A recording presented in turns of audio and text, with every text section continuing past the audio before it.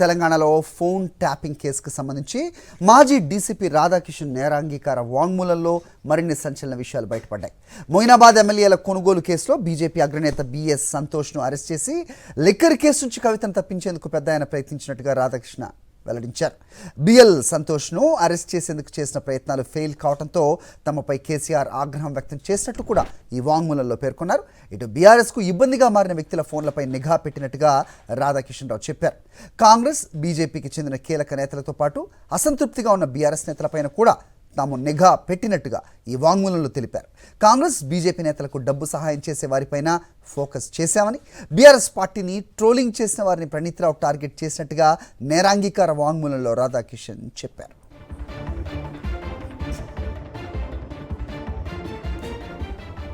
ఈ అంశంపై అప్డేట్స్ మా కరెస్పాండెంట్ వాసుని అడిగి తెలుసుకుందాం. వాసు, సో చాలా అంశాలు వెలుగులోకి వస్తూ ఉన్నాయి ఈ కన్ఫెషన్ స్టేట్మెంట్ నుంచి. రైట్, ఏం జరగబోతోంది, అప్డేట్స్ ఏంటి?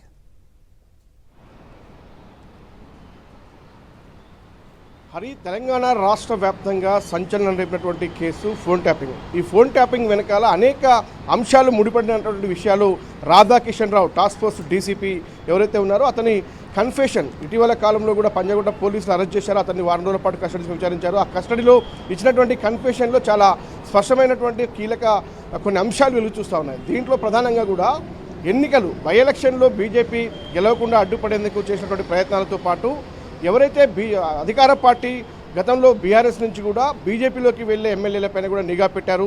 మరోపక్క ప్రతిపక్ష పార్టీలకు సంబంధించి కాంగ్రెస్ నేతలుగా ఉన్నటువంటి కొంతమంది పైన రేవంత్ రెడ్డి కుటుంబ సభ్యులతో పాటు ఇతర కొంతమంది కాంగ్రెస్ నేతలపైన నిఘా పెట్టారు. ఇక ప్రధానంగా బీజేపీ ఎక్కడైతే బీఆర్ఎస్కు పోటీ ఇస్తుందో, ఎక్కడైతే బై ఎలక్షన్లో వాళ్ళు గట్టిగా పోటీలు ఇస్తున్నారో వాళ్ళపైన కూడా పూర్తి స్థాయిలో ఫోన్ ట్యాపింగ్ నిఘా పెట్టినట్టుగా ఆయన కన్ఫెషన్లు చెప్పారు. ఇదంతా కూడా పెద్ద ఆయన ఆదేశాల మేరకంటూ కూడా ఆయన మెన్షన్ చేశారు. మరి పెద్ద ఆయన ఎవరు అంటే ప్రభాకర్ రావుకు సంబంధించి ఇప్పటికే విదేశాల్లో ఉన్నారు. ఏవన్గా అతన్ని ప్రస్తుతం పోలీసులు భావిస్తూ ఉన్నారు. లుకౌట్ నోటీసులు జారీ చేశారు. అవసరమైతే అతను హైదరాబాద్ రప్పించి అరెస్ట్ చేసే యోచనలో పోలీసులు ఉన్నారు. కానీ అనారోగ్య కారణాల వల్ల ప్రస్తుతం ఐజీ ప్రభాకర్ రావు ఇంటెలిజెన్స్ అమెరికాలో ఉన్నట్టుగా మనకు తెలుస్తూ ఉంది. అయితే ప్రధానంగా ఇప్పుడు ఉన్నటువంటి అంశానికి సంబంధించి కవిత లిక్కర్ స్కామ్ కూడా ఈ యొక్క ఫోన్ ట్యాపింగ్లో ముడిపడి ఉంది.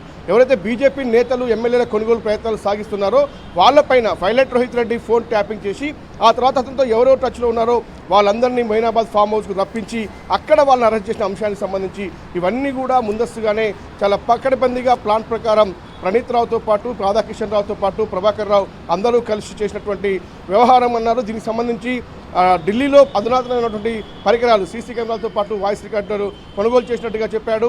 మనం చూసాం గతంలో ఫోన్ ట్యాపింగ్ యంత్రాలకు సంబంధించి కూడా విదేశాలకు తీసుకొచ్చిన అంశాన్ని వాళ్ళే ప్రస్తావించిన పరిస్థితి.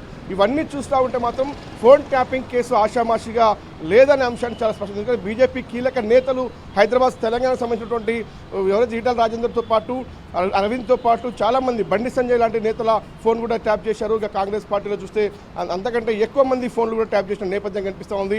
కొంతమంది అధికార పార్టీ బీఆర్ఎస్ నేతల ఫోన్లు కూడా ట్యాప్ చేసినటువంటి పరిస్థితి రాధాకిషన్ రావు కన్ఫెషన్లో కనిపిస్తూ ఉంది. కాబట్టి ఇకపై ఈ దర్యాప్తు అనేది ఎలా ఉండబోతుంది, సైంటిఫిక్ ఎవిడెన్స్ కోసం ప్రస్తుతం ప్రయత్నాలు చేస్తున్నారు. ఏదైతే ఆర్టిస్టులు వాటిని ధ్వంసం చేశారో వాటిని రిట్రీవ్ చేసే పనిలో పడ్డారు. ఎందుకంటే చాలా డాటా తీవ్రవాదాలకు సంబంధించి కావచ్చు, మావోయిస్టులకు సంబంధించిన డాటా మొత్తం కూడా కేవలం ఈ కేసును తప్పించుకునేందుకు ప్రణీత్రావు ధ్వంసం చేశారు. వాటన్నిటి కూడా రిట్రీవ్ చేసే పనిలో ప్రస్తుతం పోలీసులు పడ్డారు. దీనికి సంబంధించి ల్యాబ్ నుంచి కొన్ని ఎవిడెన్స్ రావాల్సి ఉంది.